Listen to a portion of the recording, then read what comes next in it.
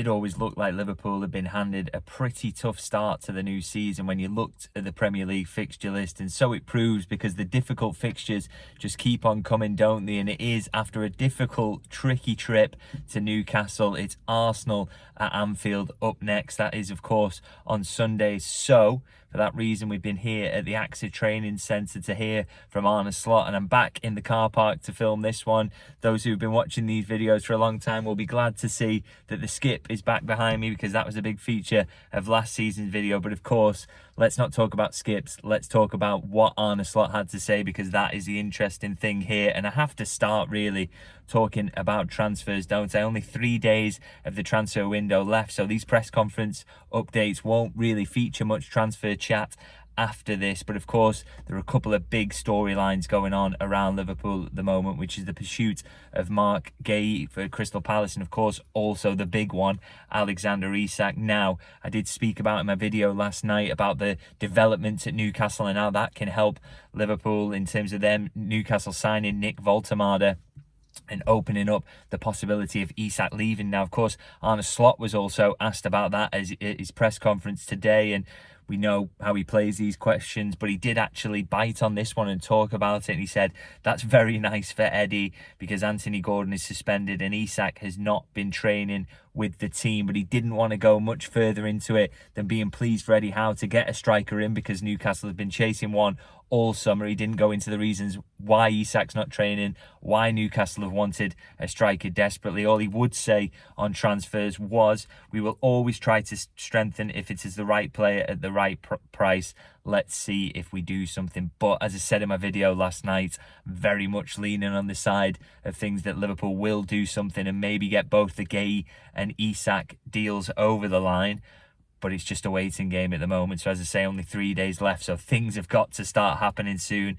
Will we hear about a bid for either player today? Let's see, but I think there's a real possibility of that, because basically the teams who want to do business, including Liverpool, are running out of time now.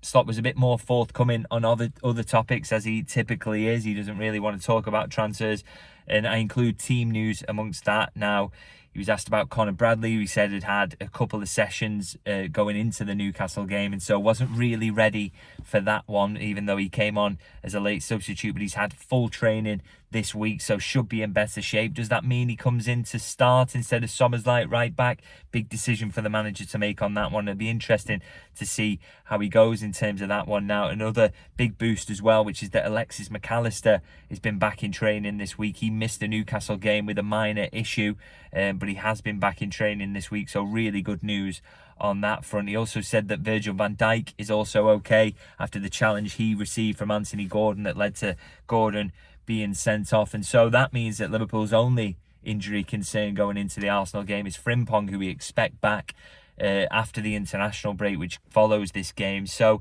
Liverpool in pretty good shape, and I have to say, you don't want to curse them by talking about this too much, but it was a major strength of theirs last season to have players regularly available, and they didn't have too many injury problems over the course of the season. I think that's something you could definitely praise this manager and his coaching and medical staff for, particularly in comparison to maybe what came before. So hopefully this is the start of a similar season in terms of that, and Liverpool will, you know, if it's only going to be Frimpong out at the moment, if they can keep around those injury levels for the rest of the season, I'm sure that will set them up to be successful. Now, the rest of the press conference really kind of focused on one line in particular, really, which was about the fact that Liverpool have improvements to make. Now, Arne Slot has been quite open in acknowledging that the performances against Bournemouth and then Newcastle, and also maybe Crystal Palace before that in the Community Shield, they haven't been perfect. Liverpool have looked a little bit ropey at times, but one of the big concerns Arne Slot had, and one thing he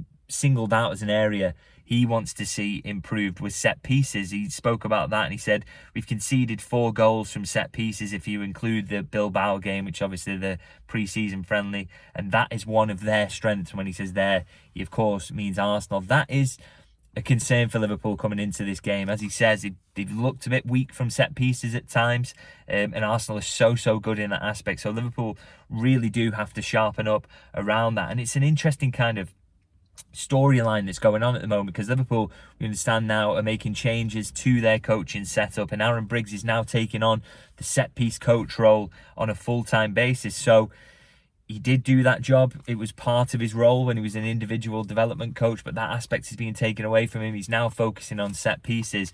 And Liverpool, I did think they improved in that aspect towards the back end of last season, but they've seen again now a weakness in terms of defending them at the start of this season. So now he's focused on that full time. Will we see improvement? Can Liverpool show that they can keep that going? I mean, I spoke in depth about this in one of my other videos, but about the idea that they're moving the line deeper to defend wide free kicks and things. And I thought it was an interesting innovation, really. So they've got to keep those kind of things going and show improvement, because Arsenal, if there's any weakness there at set pieces, they will make the most of it. And the manager's underlined there that he thinks that this is an area Liverpool need to improve. Now, in terms of other improvements, he talked about Hugo Ekitike, of course, who's had a fantastic start to his Liverpool career, 3 goals in 3 appearances.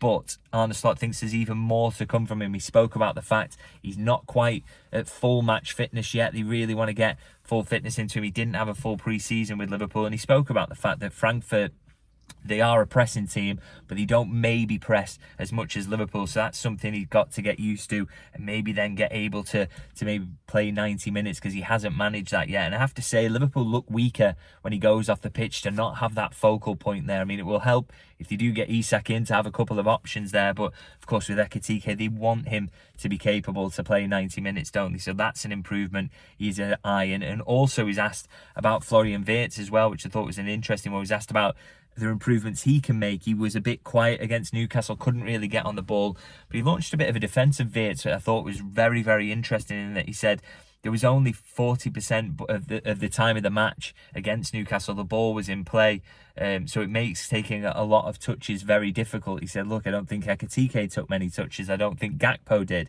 I don't think Salah did. So he thinks it's not just a Florian Wirtz problem, was maybe quite specific to that match. And it was interesting, he cited an Opta statistic that you might have seen after the game, which is it was the least ball in play time for a Premier League match since a 2010 meeting between Tony Pulis' Stoke and Blackburn, who I think at the time were managed by Sam Allardyce. So he's clearly seen that statistic. I do wonder, does he have an X account, or Twitter as we used to call it? I do wonder for him to be across that one. But a fairly staunch defence of Florian Wirtz, really, and his involvement in that Newcastle game. Clearly there are improvements to be made there, but he does think the Newcastle game was a special case. So will we see Wirtz back in that number 10 position again against Arsenal, and hopefully pulling the strings and playing better? I certainly hope so in that regard. And it seems to me like the manager's going to keep faith in him in that position, because of course it is early days, he is adapting, but Newcastle was a bit of a freak game, wasn't it? So can Liverpool make those improvements? Big game coming up, this one against Arsenal. It is very early in the season, but if you get to the first international break with 9 points on the board, having beaten your potentially main title rivals in Arsenal, and then you get the signings of Alexander Isak and Mark Guehi over the line, I think the mood around Anfield is going to be absolutely incredible. Now, I, of course, am going to be there on Sunday, very much looking forward to that. So if you want to catch that, make sure you subscribe, make sure you like the video. And I did just have my biggest ever video for views, the Alexander Isak update last night. So thank you to everyone who watched that, and we're going in the right direction with the channel. Can't believe the growth at the moment. So thank you to everyone who watches, comments, likes, subscribes. I really appreciate it. And as I say, I will be back from Anfield on Sunday to do my post-match review from the press box. So I'll see you all then.